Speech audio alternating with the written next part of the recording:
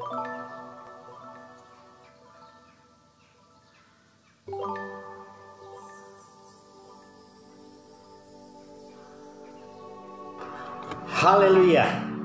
puji Tuhan.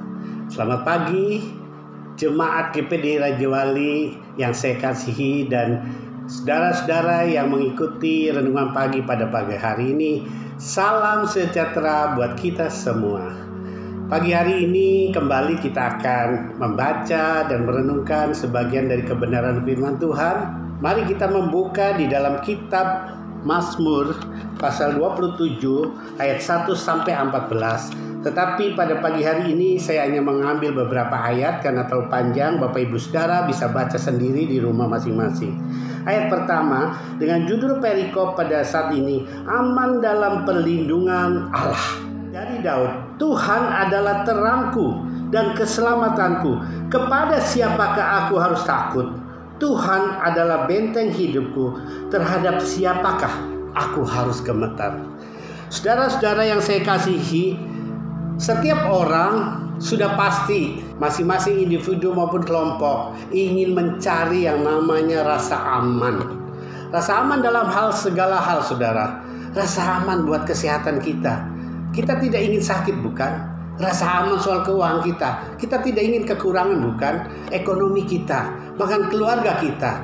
Terlebih lagi kita mencari rasa aman akan keselamatan jiwa kita. Tetapi saudara-saudara, ada banyak orang, apalagi dalam kondisi semakin sulit seperti sekarang ini, mereka putus asa, mereka pasrah, sehingga mereka melakukan hal-hal yang negatif. Mereka korupsi, mereka tidak jujur, mereka menipu, merampok, bahkan sampai melakukan tindak kriminal, membunuh. Baru-baru ini kita mendengar bahwa ada seorang penumpang taksi online yang membunuh supirnya karena tidak mampu untuk membayar uang. Hal-hal sepele seperti itu menjadi sangat bermasalah sekali buat kehidupan seseorang. Tapi puji Tuhan, hari ini saudara, seperti kita sudah baca, Raja Daud mengajar kepada kita bahwa Tuhan adalah terangku dan keselamatanku. Kepada siapa aku harus takut? Raja Daud begitu percaya bahwa pertolongan itu sebenarnya datang hanya dari Tuhan saja. Nah saudara-saudara, itu sebabnya saudara kita boleh melihat, seandainya tidak ada terang, tidak ada sinar matahari pada siang hari, tidak ada bulan dan bintang pada malam hari ini, apa yang akan terjadi dengan dunia ini? Maka kegelapan akan memenuhi dunia ini. Saudara-saudara, tetapi Tuhan kita adalah Tuhan yang Maha Kuasa. Dia tahu, sehingga dijadikanlah terang lebih dahulu sebelum menjadikan manusia. Pada hari kedua, hari ketiga, hari keempat, hari kelima, pada hari keenam lah manusia dijadikan. Kenapa saudara? Supaya manusia dapat melihat hasil ciptaan dari Tuhan sendiri dan bahkan dapat menikmatinya. Bagaimana kalau tidak ada terang gelap? Manusia tidak bisa melihat dan menikmati, saudara-saudara. Demikian juga pada saat ini kita dalam kondisi yang gelap, maka kita butuh terang. Itulah sebabnya di dalam kitab Yohanes 1 ayat 4-5 berkata, dalam Dia ada hidup, dan hidup itu adalah terang manusia. Terang itu bercahaya di dalam kegelapan, dan kegelapan itu tidak menguasainya. Saudara-saudara, terang buat hidup kita, yang menerangi hidup kita sebenarnya sudah datang. Ketika Yesus datang ke dalam dunia ini, Dia mati, Dia bangkitkan pada hari ketiga, Dia disalibkan, dan saat ini Tuhan Yesus ada di kerajaan surga, menyediakan satu tempat untuk kita yang percaya kepadanya. Yohanes 3 ayat 16 katakan, karena begitu besar kasih Allah akan dunia ini, sehingga Ia mengaruniakan anaknya yang tunggal, supaya setiap orang yang percaya kepadanya tidak binasa, melainkan beroleh hidup yang kekal. Saudara-saudaraku, Tuhan adalah terang dunia. Mari kita buka di dalam Yohanes 8 ayat 12. Yohanes 8 ayat 12. Demikian firman Tuhan. Maka Yesus berkata pula kepada orang banyak, katanya, akulah terang dunia. Barang siapa mengikut aku, ia tidak akan berjalan dalam kegelapan, melainkan ia akan mempunyai terang hidup. Saudara, kalau saudara mau berjalan dalam kehidupan, dalam terang yang Tuhan berikan, maka hanya didapat dalam Tuhan Yesus Kristus. Sebab dia sendirilah terang dunia itu, saudara-saudaraku. Nah, saudara-saudara, di dalam ayat pertama tadi Daud juga mengatakan bahwa Tuhan adalah benteng hidup kita. Apa yang dimaksud oleh Daud benteng hidup kita? Saudara-saudara mungkin pernah datang berkunjung ke tempat wisata di mana kita pernah mengunjungi benteng-benteng yang ada di Indonesia khususnya. Saya pernah mengunjungi satu benteng yang ada di kota Cilacap, namanya Benteng Pendem. Ada banyak benteng-benteng. Di Jepara ada namanya benteng Portugis. Di Makassar ada benteng Rotterdam. Di mana-mana ada benteng. Apa tujuan benteng dibangun, saudara? Tujuan benteng dibangun ini fungsinya adalah untuk melindungi, tempat berlindung, yaitu tempat bertahan dari serangan musuh. Ketika terjadi peperangan, saudara-saudaraku, maka rakyat, orang sipil maupun tentara akan berlindung di bawah benteng-benteng itu supaya tidak diserang oleh musuh. Demikian juga Raja Daud menggambarkan bahwa benteng hidupnya yang sesungguhnya adalah Tuhan. Kenapa, saudara? Karena waktu itu juga Daud mengalami kesesakan dalam hidupnya. Daud mengalami satu ketakutan yang begitu besar. Bahkan Daud mengalami himpitan yang luar biasa karena dikejar-kejar oleh Raja Saul, hendak dibunuh.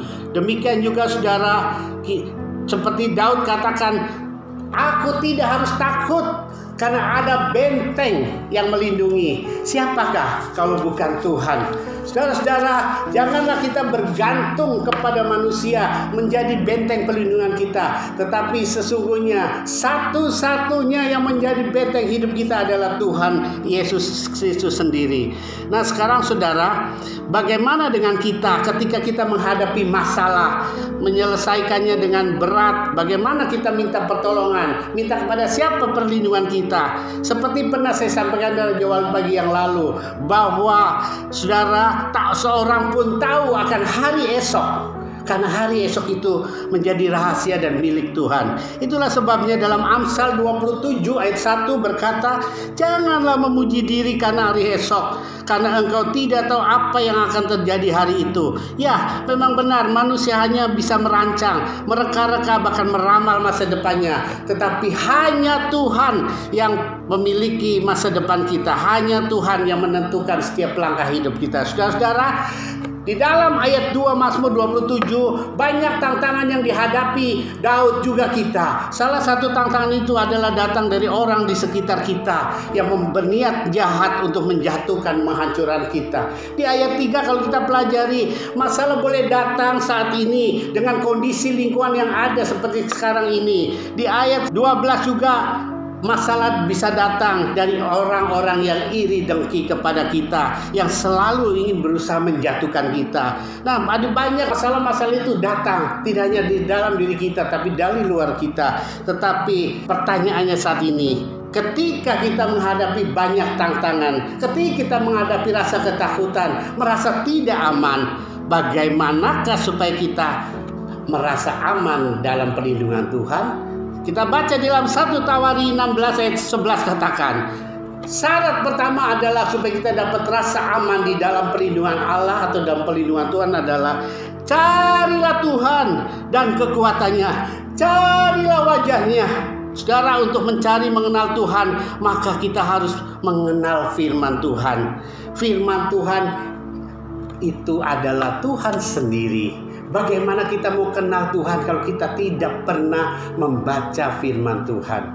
Saudara, karena ini menjadi bekal makanan rohani kita, supaya kita juga lebih mengenal lewat kebenaran firman Tuhan. Saudara, lewat kebenaran firman Tuhan, kita tahu mana yang dikehendaki untuk kita lakukan untuk menyenangkan Tuhan, dan mana yang kita tidak boleh lakukan. Dan terlebih lagi, di dalam kebenaran firman Tuhan, saudara, ada banyak janji-janji yang boleh memberkati kehidupan kita. Saudara-saudaraku, yang kedua adalah di dalam Bagaimana kita mencari rasa aman? Yang pertama, carilah Tuhan dengan kekuatannya, dengan kita belajar mengenal lewat firman Tuhan, baik itu melalui renungan pagi seperti pagi hari ini, atau membaca sendiri, ataupun dengan khotbah-khotbah dari gembala-gembala, dari hamba-hamba Tuhan dimanapun berada. Yang kedua, yang terutama adalah hiduplah dalam ketaatan kepada firman Tuhan.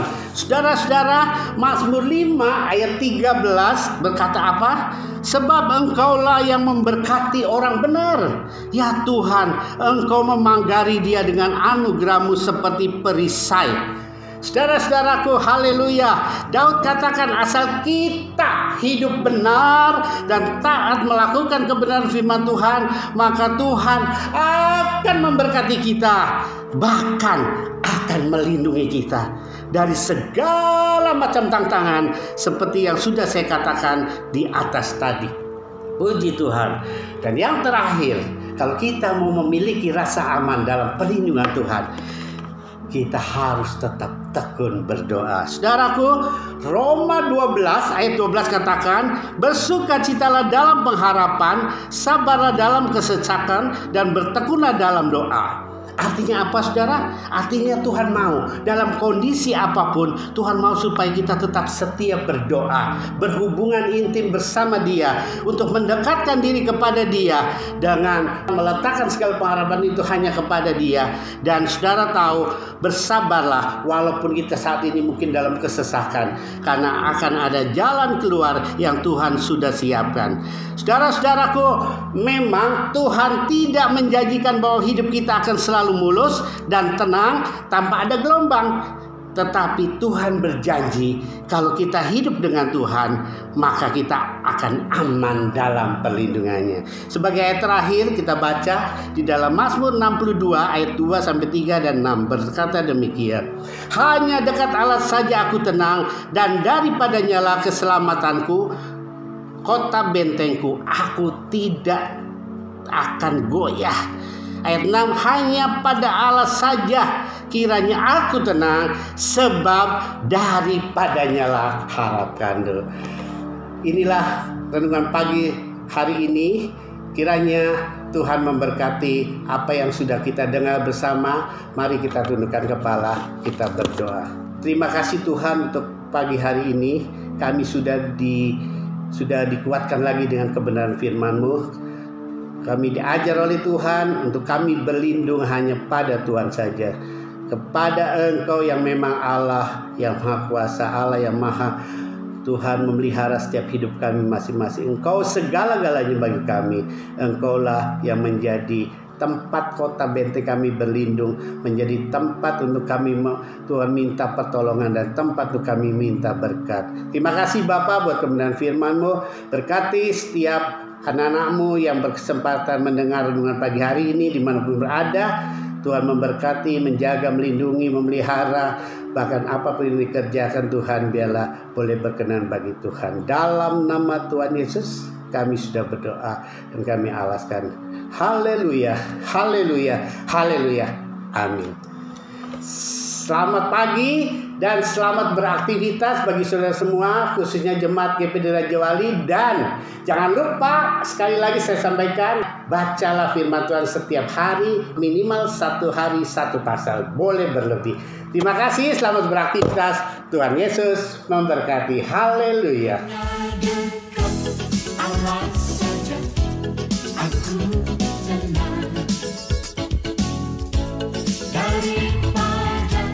Nyalakan selamatan-Ku,